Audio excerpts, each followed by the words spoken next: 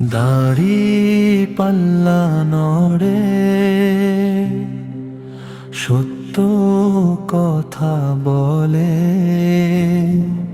মেয়ের পাল্লা ভারী হলে দাড়ি পাল্লা নড়ে,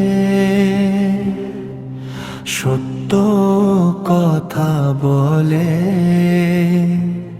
ন্যায়ের পাল্লা ভারী হলে। আব্দুল্লাহ আল ফারুক ভাই ডাকেন অন্তর থেকে, ভালো কাজ করা যেই কাল নয় ভেবে রেখে। দাড়ি পাল্লা নড়ে,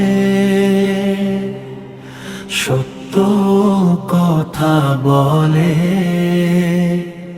ন্যায়ের পাল্লা ভারী হলে।